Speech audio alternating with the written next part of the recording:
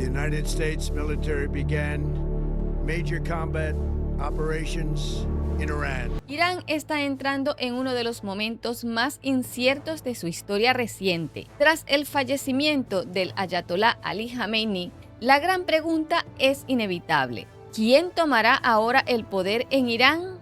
Pero para entender esta lucha por el poder hay que retroceder en el tiempo, porque este país ha estado gobernado por dos sistemas completamente opuestos: el del Shah, un rey que dominaba Irán como una monarquía poderosa, y el de los ayatolás, líderes religiosos que tomaron el control después de la Revolución Islámica de 1979. Hoy, más de 4 décadas después de aquella revolución, el vacío de poder vuelve a abrir una pregunta que parecía imposible.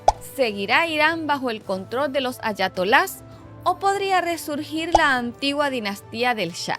En este video vamos a explicar la diferencia entre Shah y ayatolá, quiénes son los principales candidatos para suceder a Jamenei y si existe alguna posibilidad de que la monarquía iraní vuelva después de 45 años.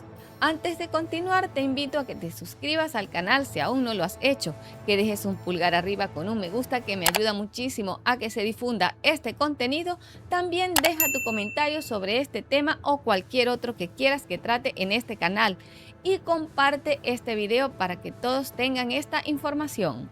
Para entender esta historia tenemos que empezar con una pregunta simple: ¿qué es exactamente un Shah y qué es exactamente un ayatolá? Shah significa literalmente rey en persa. Es el monarca que gobernó Irán hasta 1979. El último Shah fue Mohammad Reza Pahlavi.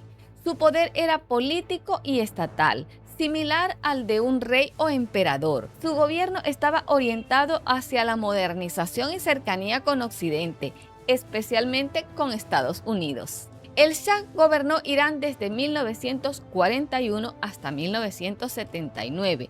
Durante este periodo de 38 años intentó modernizar el país, impulsó la educación, la industria y grandes proyectos de infraestructura. Dio más libertades a las mujeres, podían estudiar, trabajar, una vestimenta más libre.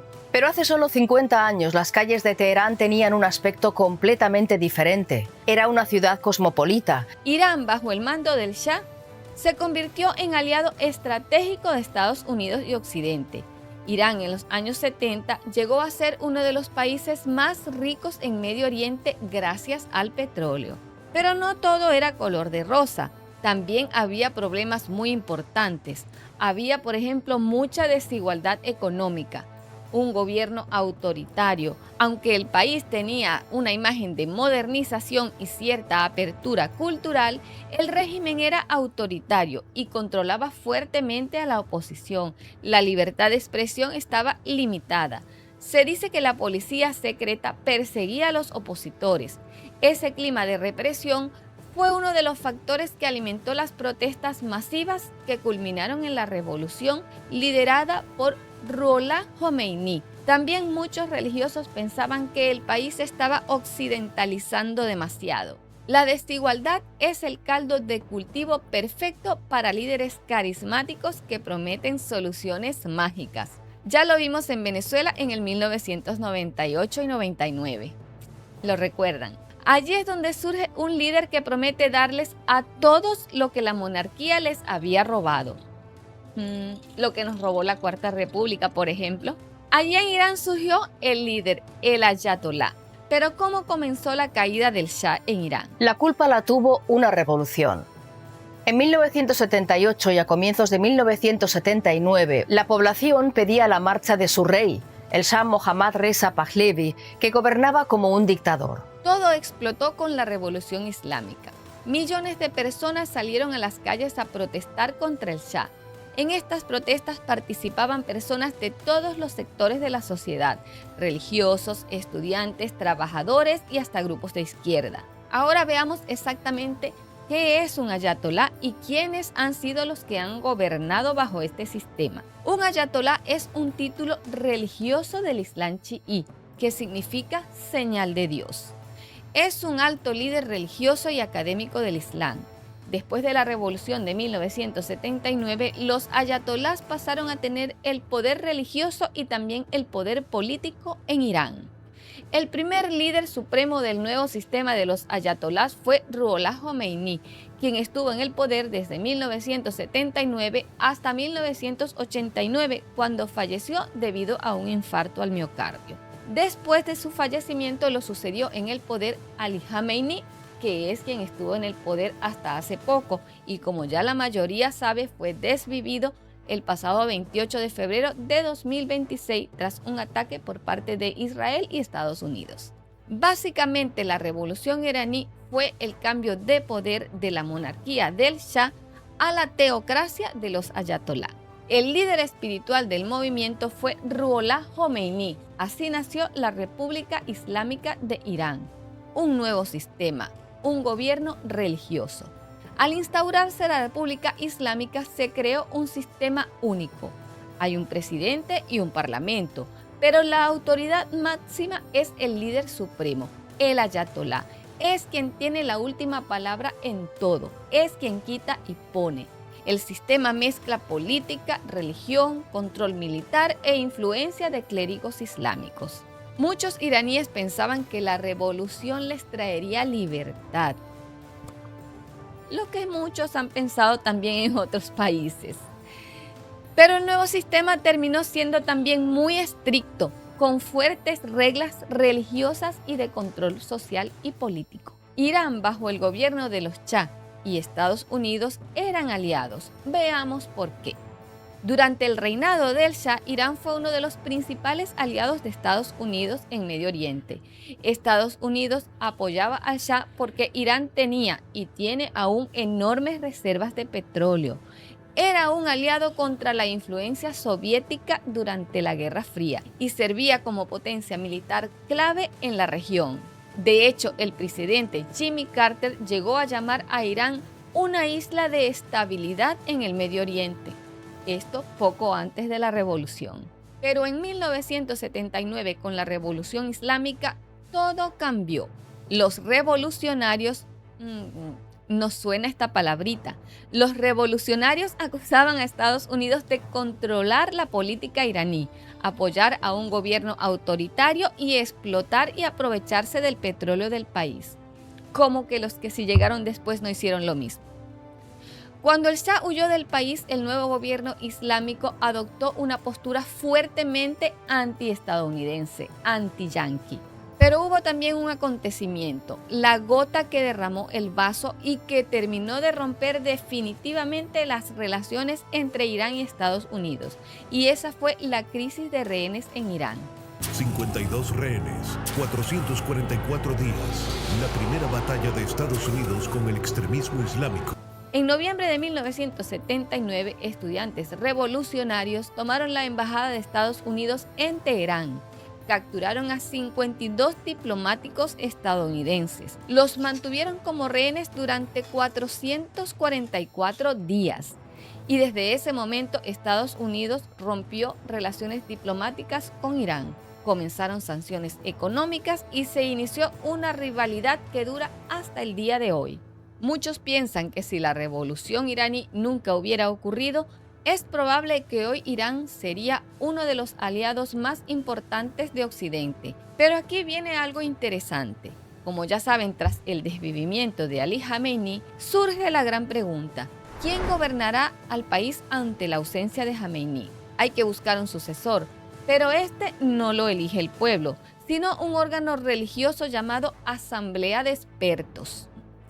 Este es un grupo de clérigos que tiene la autoridad constitucional para nombrar un nuevo líder supremo de la República Islámica. Por supuesto, suenan nombres. El principal es Mojtaba Khamenei, hijo del recientemente fallecido Khamenei. Tiene mucha influencia dentro de los sectores conservadores y de la seguridad del Estado.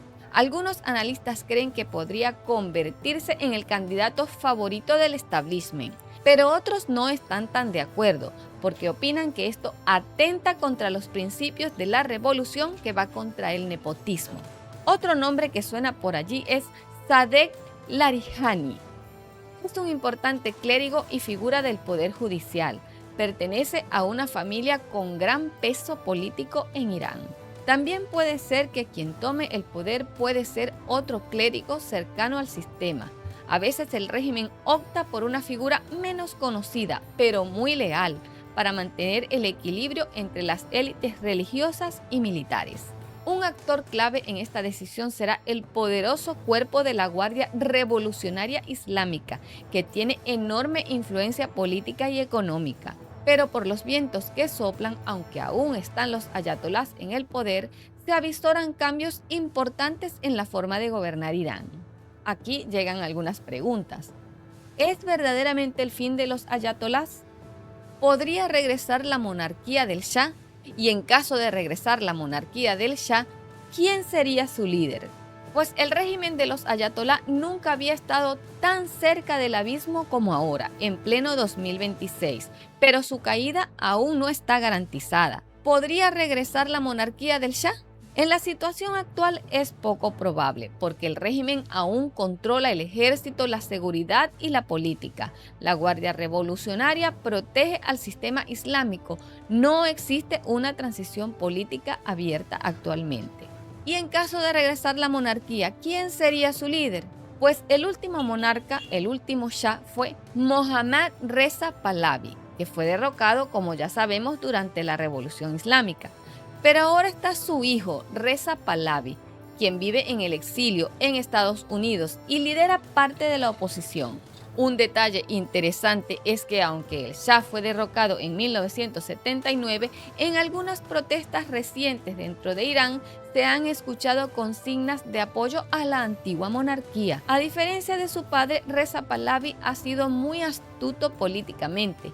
No pide la restauración de la monarquía absoluta, sino que se presenta como un facilitador de la transición. Este es el punto más crítico para la supervivencia del régimen. Pahlavi ha enviado mensajes constantes al ejército regular de Irán, pidiéndoles que no disparen contra el pueblo, prometiéndoles amnistía. Piensa que si logra fracturar la lealtad de los militares y separarlos de la Guardia Revolucionaria, el sistema de los ayatolá cae. Mientras los ayatolás están aislados, él se reúne con líderes mundiales presentando un plan de gobierno. Esto le da a Occidente una razón para dejar de intentar reformar el régimen y empezar a apostar por su caída. Pero Reza Pahlavi tiene algunos obstáculos. A pesar de su popularidad en las redes sociales y en las protestas donde se escuchan gritos de Reza Pahlavi, bendita sea tu alma, Pahlavi enfrenta dos grandes problemas y uno de ellos es la fragmentación de la oposición. Hay otros grupos étnicos, entre los cuales están kurdos y baluchis y facciones de izquierda, que temen que el regreso de Pahlavi signifique el regreso del autoritarismo centralista. Otro problema que enfrenta Pahlavi es que el régimen lo pinta como una marioneta de la CIA, recordando así el trauma del golpe de Estado de 1953 contra Mossadegh. Y bueno, ante todo este escenario que se presenta en Irán, ¿qué pudiera pasar? En este escenario, Irán podría elegir entre tres modelos: una república democrática, hay que verlo, una república islámica reformada, y una monarquía constitucional con la familia Pahlavi, algo similar a España o al Reino Unido. Y muchos iraníes se preguntarán, ¿es Reza Pahlavi la única esperanza de evitar guerra civil en Irán?